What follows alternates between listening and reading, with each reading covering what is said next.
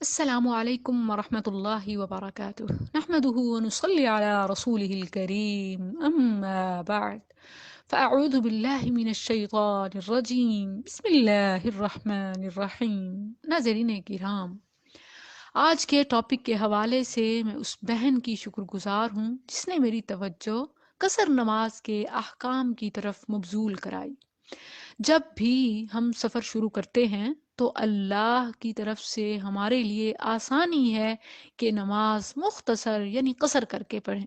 فرمان باری تعالی ہے، یا ایہا الذین آمنوا اذا ضربتم فی الارض فلیس علیکم جناح ان تقصروا من الصلاة۔ اے ایمان والو، جب تم سفر کرو تو نماز قصر ادا کرو، اس میں کوئی حرج نہیں، بلکہ یہ اللہ کی دی ہوئی رخصت کو اویل کرنا ہے، ایکسیپٹ کرنا ہے۔ سب سے پہلا سوال جو قصر نماز کے حوالے سے ہمارے ذہن میں آتا ہے وہ یہ کہ کتنے فاصلے پر نماز قصر ہو جاتی ہے۔ یعنی کہ کیا ہم گھر سے نکلے ہیں اور آذان ہو گئی تو ہم قصر نماز شروع کر دیں، یا کچھ مائلز کلومیٹرز مقرر ہیں کہ اتنا ڈسٹینس ہم جب کر لیں گے تو پھر ہماری نماز قصر شروع ہوگی۔ What is the distance for قصر ان سفر؟ کتنے فاصلے پر، کتنے کلومیٹرز پر ہم قصر نماز ادا کر سکتے ہیں؟ تو اس بارے میں علماء کے اقوال مختلف ہیں، اور اس اختلاف کی وجہ قرآن و حدیث میں سفر کی اماؤنٹ مذکور نہیں ہے کہ کتنے کلومیٹرز پر قصر ہے۔ بس قرآن میں جنرل حکم ہے، اذا ضربتم فی الارض، جب تم سفر کرو، فلیس علیکم جناح ان تقصروا من الصلاة، تو نماز قصر ادا کرو۔ بالکل ایسے جیسا کہ قرآن میں روزے دار کے لیے حکم ہے کہ ان کنتم مرضی او علی سفر، اللہ نے بیماری اور سفر میں روزہ بعد میں رکھنے کی رخصت دی ہے کہ بیمار جب ریکور ہو جائے، مسافر جب اپنی منزل پر آ جائے تو بعد میں اپنے روزوں کی گنتی مکمل کر لے۔ لیکن یہاں بیماری اور سفر کا لیول اور اماؤنٹ نہیں بتایا۔ جو بھی بیمار ہے، جو بھی مسافر ہے، وہ فائدہ اٹھا سکتا ہے۔ سبحان اللہ، کتنا پیارا فارمولہ ہے۔ ہر انسان بہتر جانتا ہے کہ کیا وہ واقعی بیمار ہے، ہر انسان اچھے طریقے سے سمجھ سکتا ہے کہ کیا وہ واقعی سفر پر ہے، اسے ٹریولنگ کہتے ہیں۔ اللہ نے دین کو قابل عمل اور قابل فہم بنایا ہے، یعنی اگر احکام سمجھ ہی نہ آئے تو عمل کیسے کریں گے؟ اسی لیے ایسے اصول بنائے کہ ہر بندہ آسانی سے سمجھ جائے۔ سفر کے لیے مسافت کی قید نہیں ہے، ڈسٹینس مقرر نہیں ہے۔ آپ کی کمیونٹی میں، آپ کی ٹرم میں جسے سفر کہتے ہیں، ٹریولنگ کہتے ہیں، اس میں نماز قصر ہے۔ یاد رکھیں کہ ہر آؤٹنگ، گھومنے پھرنے، گھر سے نکلنے کو نہ ہم سفر کہتے ہیں نہ ہی نماز قصر ہے۔ ہماری ٹرم میں، عرف عام میں، جب ہم نے اپنے شہر سے باہر جانا ہو تو ہم کہتے ہیں کہ ہم سفر کر رہے ہیں، ہم ٹریولنگ پہ ہیں، ہم سٹیٹس لگاتے ہیں ٹریولنگ کا۔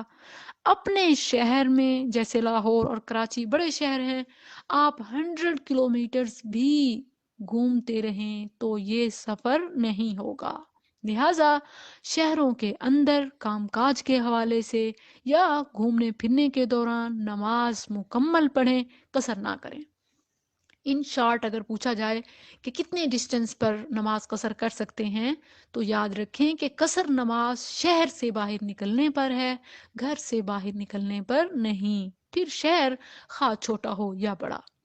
اب دوسرا سوال جس کا ہم سب کو سامنا کرنا پڑتا ہے وہ یہ ہے کہ آخر کتنے عرصے تک قصر نماز پڑھی جا سکتی ہے؟ یعنی کیا 6 ماہ یا سال تک بھی اگر ہم گھر سے باہر ہیں تو یہ ہمارا سفر ہوگا اور ہم قصر نماز پڑھیں گے؟ How long should I keep on offering قصر؟ میکسیمم مدت قصر کیا ہے؟ میکسیمم کتنے عرصے تک ہم قصر نماز پڑھ سکتے ہیں؟ یاد رکھیں کہ اس حوالے سے بھی اختلاف کی وجہ سنت میں ٹائم لیمٹ کا بیان نہ ہونا ہے۔ معروف علماء، بیشتر اسکالرس جن میں امام احمد بن حنبل، عرب کے کبار علماء، اور میرا بھی یہی موقف ہے کہ 3 دن قصر کریں، پھر چوتھے دن سے پوری نماز شروع کریں. جیسا کہ امام احمد بن حنبل نے 20 نمازوں کی شرط لگائی ہے کہ 20 نمازیں قصر ادا کریں اور اس کے بعد مکمل نماز شروع کر دیں. ناظرین یاد رکھیں کہ یہ اس صورت میں ہے جب آپ کو معلوم ہے کہ ہمارا سٹے 3 دن سے زیادہ کا ہے، تو آپ 3 دن قصر نماز پڑھیں گے اور پھر اس کے بعد مکمل نماز شروع کر دیں گے. جیسا کہ ہم حج و عمرہ کے لیے جانے والے، ہمیں اندازہ ہوتا ہے، ہمیں معلوم ہوتا ہے کہ ہمارا سٹے کتنا ہے. ہمارا پیکج یا تو 15 دن کا ہوتا ہے، یا ہفتے کا ہوتا ہے، یا پھر مہینے کا ہوتا ہے. تو اس صورت میں 3 دن قصر نماز کریں گے اور پھر بقیہ دنوں میں مکمل نماز ادا کریں گے. لیکن اگر یہ صورت ہو کہ آپ کو خود کوئی علم نہیں ہے کہ آپ کا سٹے کتنا ہے، جیسا کہ ہم کہیں بھی اپنے کسی بھی کام کے لیے جاتے ہیں اور واپسی ہماری کنفرم نہیں ہوتی، ٹکٹس اوکے نہیں ہوتی، کیونکہ ہم نے یہ ڈیسائیڈ کیا ہوتا ہے کہ جیسے ہی ہمارا کام ہوگا ہم واپس آ جائیں گے، ہم اگلے ہی دن ٹکٹ اوکے کروا لیں گے. تو اس صورت میں علماء کرام کے مطابق، اقوال کے مطابق، آپ کا سٹے جتنا بھی لمبا ہو جائے، آپ اپنے پورے سٹے میں قصر نماز ہی ادا کریں گے، کیونکہ آپ خود بھی نہیں جانتے کہ آپ کا سٹے 3 دن کا بھی ہے یا نہیں. تو پھر آپ کا سٹے جتنا بھی لمبا ہو جائے، 1 دن، 1 مہینہ یا سال بھی، تو آپ پورے سٹے میں مکمل نہیں بلکہ قصر نماز ادا کریں گے. ناظرین اس بات کو سمجھنا یوں بھی آسان ہے کہ آج کل چونکہ ویزا لمٹس ہوتی ہیں، ٹکٹس بکڈ ہوتی ہیں، ہمیں اندازہ ہوتا ہے کہ ہمارا سٹے کتنا ہے، اور عموماً 3 دن سے زیادہ ہوتا ہے. تو پھر 3 دن قصر کریں اور بقیہ میں مکمل نماز ادا کریں. تیسرا سوال ہے کہ سنتوں کے حوالے سے کیا سفر میں سنتیں بھی پڑھنی ہیں، کیا وہ بھی قصر ہوں گی؟ تو اس حوالے سے ایک روایت میں آپ کے سامنے رکھتی ہوں. حفص بن عاصم رضی اللہ عنہ بیمار تھے اور ان کے پاس عمر بن خطاب رضی اللہ عنہ کا بیٹا عبداللہ بن عمر رضی اللہ عنہ عیادت کے لیے تشریف لائے. تو حفص رضی اللہ عنہ نے پوچھا کہ آپ کا سفر میں سنتوں کے حوالے سے کیا موقف ہے؟ تو عبداللہ بن عمر رضی اللہ عنہ نے بتایا کہ میں نے نبی کریم صلی اللہ علیہ وسلم کے ساتھ لا تعداد سفر کیے. آپ صلی اللہ علیہ وسلم اپنے سفر میں سنتیں نہیں پڑھتے تھے، اور اگر سنتیں پڑھنی ہوتی تو سب سے پہلے ہم فرائض کو مکمل کرتے، اور جب فرائض کو ہی مختصر کر دیا جاتا ہے، قصر کر دیا جاتا ہے، تو سنتیں تو بالاولیٰ معاف ہو جاتی ہیں. اور اب آخری سوال یہ بچتا ہے کہ قصر کا کیا طریقہ ہے؟ تو یاد رکھیں کہ قصر نماز صرف 4 فرض والی رکعات کی ہے، جیسے ظہر ہے، عصر ہے اور عشاء ہے. ان نمازوں کو مختصر کر کے 2 فرض کر لیں گے، جبکہ مغرب کی نماز اور صبح کی نماز جو کہ آلریڈی قصر ہیں، مختصر ہیں، 3 فرض اور 2 فرض، یہ ایز اٹ از ہی رہیں گے، بالکل ایسے کے ایسے. ان کو مزید مختصر اور قصر نہیں کیا جا سکتا.